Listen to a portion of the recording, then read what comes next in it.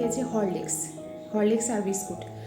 তো টিফিন ওর বাবা বাইরের থেকেই দিয়েছে, কদিন থেকে ওই যে হালকা পাতলা টিফিন নেয়, ঘরের টিফিন আর করি না, ওই বাইরের থেকেই নিয়ে যাচ্ছে। তো চলো সকাল থেকে তোমাদের সাথে নিয়ে তারপরেই ব্লগটা স্টার্ট করেছি, আশা করি ভালো লাগবে। তো একদম চলে এসেছি ছাদে। আর আমার না যখনই আমি ভয়েস ওভার দেই, আমি জানি না আমার কেন এরকম হয়, চারিদিকে কোথাও দেখবে পাম্পের আওয়াজ হচ্ছে, কোথাও দেখবে মুরগি ডাকছে, কোথাও দেখবে জল পড়ছে, কখনো দেখবে প্লেন যাচ্ছে, মানে এতটা অসুবিধা হয় না। আর যখনই ভাবি রাত 1-2টায় ভয়েস দিয়ে তারপরেই শোবো, কিন্তু হয়ে ওঠে না। কখনো হয়তো গৌতম ঘরে থাকে, তো এত রাত অবধি ওর সামনে যদি ভিডিও এডিট করি না, ওরও বিরক্ত লাগে। আর এই জন্য ওই সকালবেলাটা দেওয়ার চেষ্টা করি, যেমন আজকে সকালবেলা দিচ্ছি। বিশ্বাস করবে না, দোতলায় একটা কর্নারে বাথরুমের ওই সামনেটায় বসে ওয়াশিং মেশিনটা আছে, ওখানে বসে বসে ভয়েস ওভার দিচ্ছি, কিন্তু তাও চতুর্দিক থেকে এত আওয়াজ না, তোমরা জাস্ট ভাবতে পারবে না। আর ভয়েস ওভার যখন দেই খুব হুড়োহুড়ি করে দেই, কারণ সকালবেলা আরও অনেক কাজ থাকে, তো তোমরা তো জানো হ্যাঁ যে একটু সময় দেওয়া মানে এই দিকটায় ভয়েস ওভারে আমার ওই দিকটায় কতটা পিছনে পড়তে হয়। কিন্তু বাধ্যতামূলক যে ভিডিওটা আমাকে ছাড়তে হবে সেটার ভয়েস ওভার তো দিতেই হবে। আর তখনই না হুড়াহুড়ি করে এত কিছু বলে ফেলি যেটা আমার জিভে জড়িয়ে যায় বা উল্টোপাল্টা হয়ে যায়। যেমন কালকে একটা দাদা ভাই, লোগোটা রয়েছে একটা দাদা ভাইয়ের, কিন্তু আমার মনে হচ্ছে ওনার মিসেস আমার ভিডিও দেখেন, তো লেখা রয়েছে সনদ ঘোষ। তো উনি বলছিলেন যে আপনি এত কথা উল্টোপাল্টা বলেন, একটু কথা ঠিক করে বললে ভালো হয়। নেক্সট দিন আবার পরের দিন, মানে বুঝতে পারলাম না বিষয়টা, এরকম টাইপের একটা কমেন্ট করেছে, তবে আমি বুঝতে পারি। এই যে এইগুলো হচ্ছে গোবর সার, যে দিদি ভাই আমাদের বাড়িতে দুধ দেয়, ওই দিদিভাইকে বলেছি যে দিদিভাই আমাকে একটু গোবর সার দিয়ে যেও, তো দিয়ে গেছে। বললো যে শিল্পী গোবর সারটাকে ভালো করে শুকিয়ে নিও, শুকিয়ে তারপরে গাছের গোড়ায় দিলে খুব ভালো হবে। কিন্তু আমার মাটিগুলো না কাকড় প্রচুর না, এই মাটিতে দিলে পরে খুব একটা ভালো হবে না।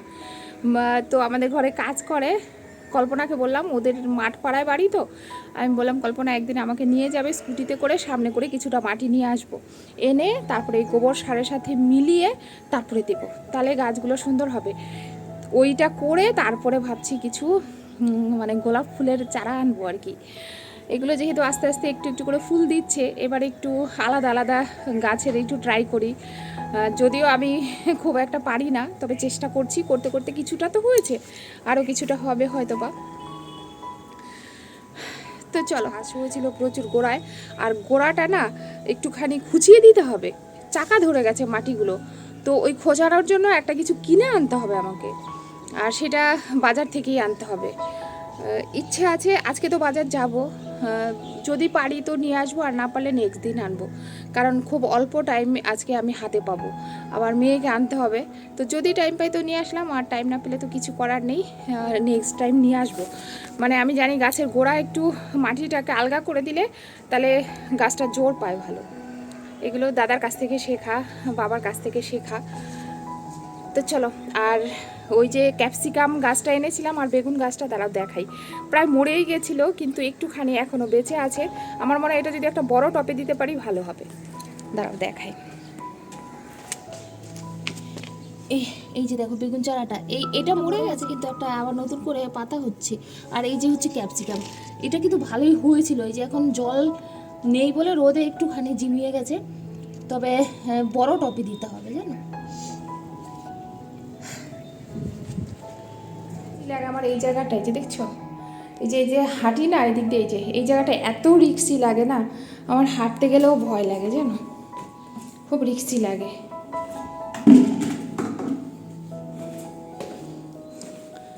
যে কখন একটুখানি যদি পা পিছলে পড়ে যেতে পারি না, তাহলে খুব সমস্যায় পড়বো।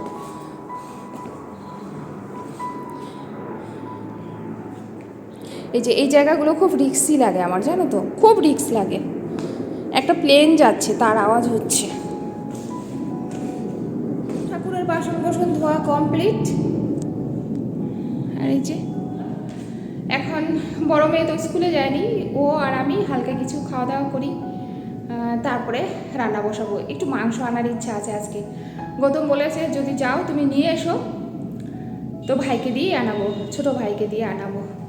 চলো, তো এই যে এখানে একটু তেল ঢেলে নিলাম, কারণ গ্রসারি মোটামুটি কিছু জিনিস বাড়ন্ত, সব নয়, কিছু খুব বেশি কিছু এবার আনতে হবে না এই মাসে, শুধু তেল ডাল এগুলো একটু আনলেই হয়ে যাবে। তো মেয়েকে দিলাম একটুখানি ছাতু, মিষ্টি আর হচ্ছে দুটো মুড়ি।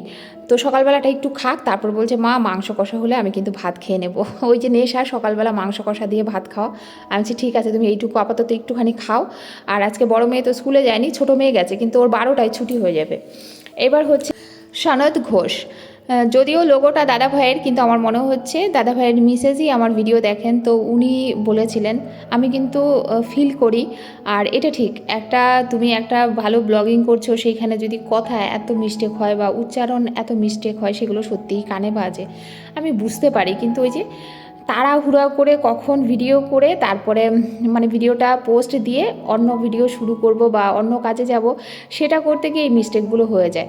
তবে হ্যাঁ, তোমাদের কথা দিচ্ছি নেক্সট টাইম চেষ্টা করব রাত্রেবেলা ভয়েস ওভার দিয়ে দিতে, তাও সেটা দোতলায় এসে বসে হোক যাই হোক, কিন্তু এই দিনের বেলা হুড়াহুড়ি করে আর ভয়েস ওভার দেবো না, কারণ কথায় না অনেক ভুলভ্রান্তি আছে, হয়ে যায়। কিন্তু যারা আমাকে খুব কাছের থেকে দেখে আর হয়তো আমার ভুলটাকেও মেনে নেয়, তারা ভালোবেসে দেখে নেয়, কিন্তু বুঝি ওদেরও খারাপ লাগে, কিন্তু আমাকে ভালোবাসে বলে ওরা হয়তো মুখ ফুটে বলতে পারে না সব সময়। তবু অনেক সময় দিদিভাইরা আমাকে সংশোধন করে, আমাকে সঠিক দিশা দেখায়, আমার ভুলগুলোকে ধরিয়ে দিয়ে চুপ করে বেরিয়ে যায়, যে শিল্পী এই জায়গাটা ভুল হয়েছে এটা ঠিক করে নাও, শিল্পী এই জায়গাটা ভুল হয়েছে এটা ঠিক করে নাও, শিল্পী উচ্চারণটা এটা নয় এইভাবে বলো। তো যাই হোক, মুগ্ধ সমস্ত ভাই বোন দিদি ভাইদের কমেন্টে। এখানে অনেকেরই লোগো আছে ছেলেদের, কিন্তু তারা তাদের কেউ কারোর হয়তো ছেলের অ্যাকাউন্ট থেকে দেখছে, কেউ হয়তো হাজব্যান্ডের অ্যাকাউন্ট থেকে দেখছে, সেরকম হচ্ছে। এখানে শর্মিলা দিদিভাই, আমি দেখতাম সবসময় একটা দাদা ভাই আমাকে কমেন্ট করে, ওই দিন দিদিভাই বললো না শিল্পী আমি তোমার থেকে বড়, আমার দুটো মেয়ে আছে, তারা কিন্তু স্কুল টিচার। তো দিদিভাইকে একটা কথাই বলবো যে এতটা ভালোবাসো, আর তোমার মেয়েরা এত সুন্দর মানুষের মতো মানুষ তৈরি হয়েছে, তোমাদের কাছে শুধু একটাই চাওয়ার আছে, একটু আশীর্বাদ করো তোমার মেয়ের মতো যেন আমার মেয়েগুলোকে একটু মানুষের মতো মানুষ তৈরি করতে পারি, এটাই তোমাদের কাছ থেকে চাই। এখানে দেখো মাংস হওয়ার সাথে সাথে বলছে মা আমাকে খেতে দাও। একটা নেশা আর কি বলো তো, টিভি দেখবে আর অনেকক্ষণ ধরে বসে বসে খেতে পারবে, কেউ এখন ডিস্টার্ব করবে না।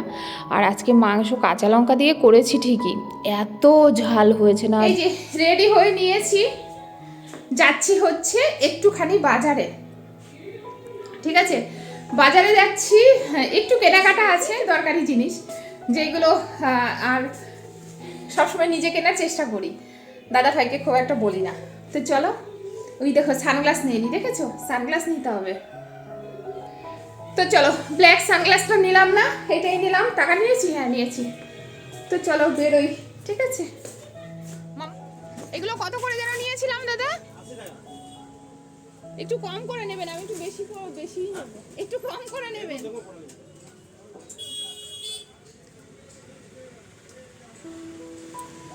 এখান থেকে 80 টাকা আছে, কত দূর? 80 টাকা, এখান থেকে 100 টাকা, তো 80 টাকা। ঠিক আছে ঠিক আছে।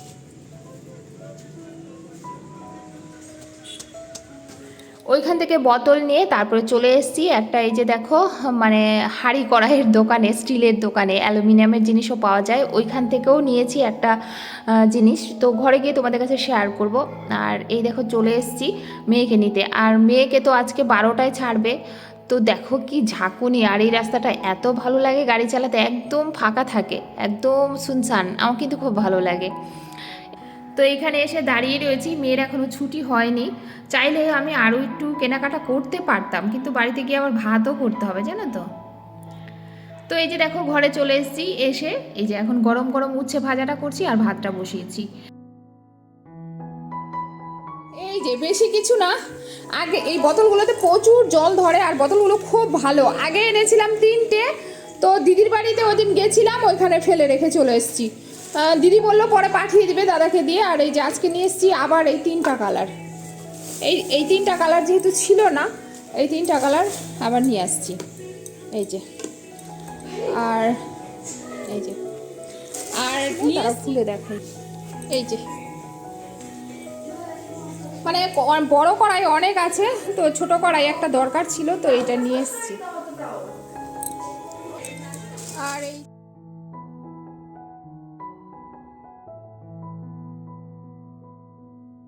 কি যে অসুবিধা হচ্ছে ভয়েস ওভার দিতে, চারিদিকে এত আওয়াজ না তোমরা ভাবতেও পারবে না। যাই হোক, দেখো এখানে উচ্ছে ভাজাটা হয়ে গেছে, আর ওইদিকে হচ্ছে আরও কিছু কেনাকাটা বললাম না, মেন ছিল আমার গাছের গোড়ার জন্য, মানে মাটি খোঁড়ার জন্য একটা কিছু কাস্তে টাস্তে কিছু দরকার ছিল, আর টাইম পাইনি। ঠিক আছে, কালকে পরশু যাব। আর আমার ভুটিয়াদের কাছেও যেতে হবে। বিউটি বলছিল, দিদিভাই তুমি যদি ভুটিয়াদের কাছে যাও তাহলে অবশ্যই কিন্তু শেয়ার করবে ভিডিওটা। রোজই ভাবি যাব যাব, তো আর যাওয়া হচ্ছে না। আর এই যে দেখো আমি কিভাবে প্লাস্টিক উঠাই কড়াইয়ের থেকে, একটুখানি গ্যাসের মধ্যে বসালে অনায়াসে উঠে যায়, আর কোনো রকম দাগ হয় না। নয়তো তুমি যদি এরকম টেনে টুনে তোলো না, তাহলে না কেমন একটা দাগ হয়ে যায়, কড়ার মধ্যে একটা আঠার দাগ থাকে। আর কড়াইটা বেশ ভালো, একটা ছোট কড়ার খুব দরকার ছিল, অনেক দিন থেকেই ভাবছিলাম আনবো আনবো আনবো। আর এখানে দেখো এই প্লাস্টিকটা না আনলে পরে অনেক দিন থেকে ডাইনিং মানে টেবিল ক্লথটা পাততে পারছিলাম না, কারণ দাগ হয়ে যাবে, একটু পিঙ্ক কালার তো। আর আরেকটা এনেছি, সেটা আজকে মানে পাতবো না, সেটা নেক্সট টাইম তোমাদের দেখাবো। এটা আপাতত পেতে দিলাম পুরোনোটা। আর এইগুলোর মধ্যে না এত পাউডার দেওয়া থাকে, যেহেতু একসাথে লেগে থাকবে যার জন্য পাউডার দেওয়া থাকে, এগুলো একটু মুছে না দিলে কেমন লাগে না একটু। তো এই যে এগুলো সেরে আমি যাওয়ার আগে হুড়াহুড়ি করে ভাগ্যিস স্নানটা সেরে গেছিলাম। তবে আজকে ঠাকুর পুজো দিয়েছি কিন্তু আমার বড় মেয়ে ঘরে ছিল। আমি বললাম তোমার একটাই কাজ বাবা, তুমি টিভি দেখো যাই করো, তুমি কিন্তু স্নান করে ঠাকুর পুজোটা দেবে। আর সত্যি মেয়ে কিন্তু স্নান করে ঠাকুর পুজো দিয়ে তারপরে বসে বসে টিভি দেখছিল। আর ছোটো মেয়েকে এনেই আমি ওকে বললাম যে তুমি স্নান করে এসো, তোমাকে এখনই ভাত দিয়ে দেবো। আর রান্না তো হয়েই গেছে, তোমরা দেখেছো। তো বড় মেয়েকে বললাম যে বাবা একটু ভাত খা।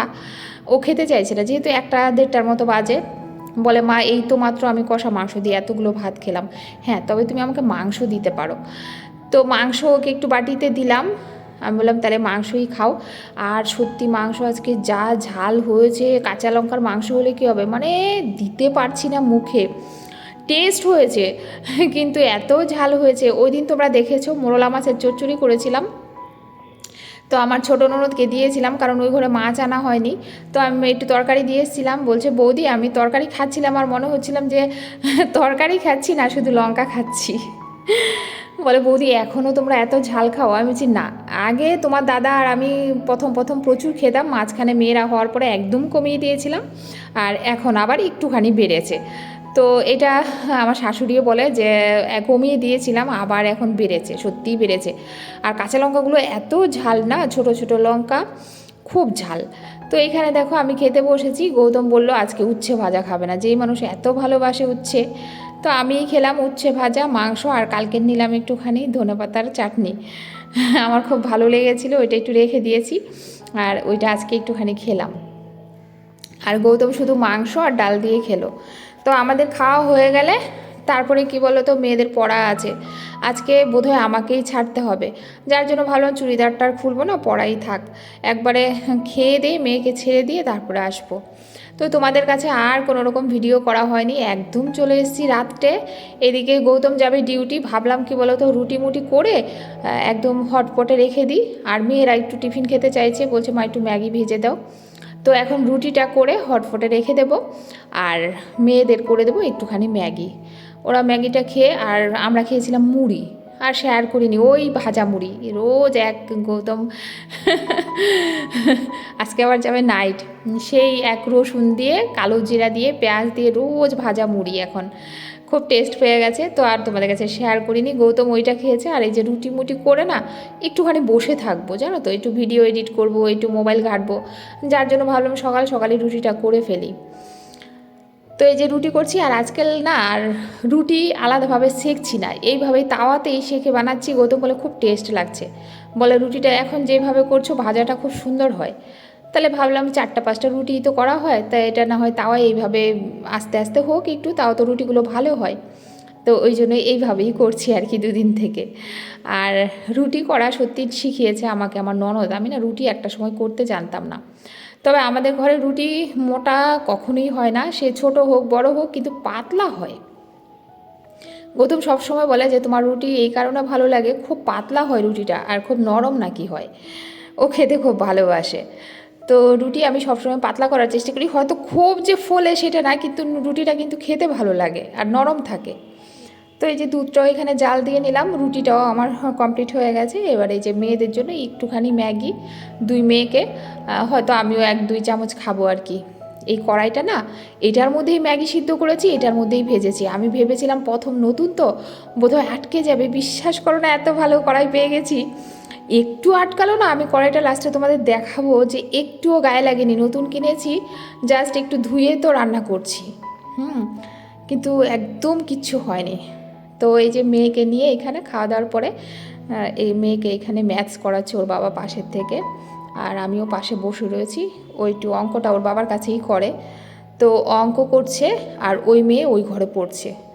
বড় মেয়ে কার এখন দেখাতে হয় না, ও নিজের থেকেই পড়তে পারে, টিউশনি আছে, নিজের থেকেই পড়তে পারে।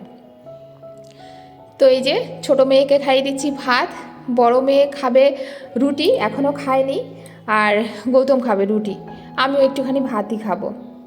আর কিছু আজকে আর কিছু এক্সট্রা করিনি, এই মাংস দিয়ে ভাতই খাবো আজকে।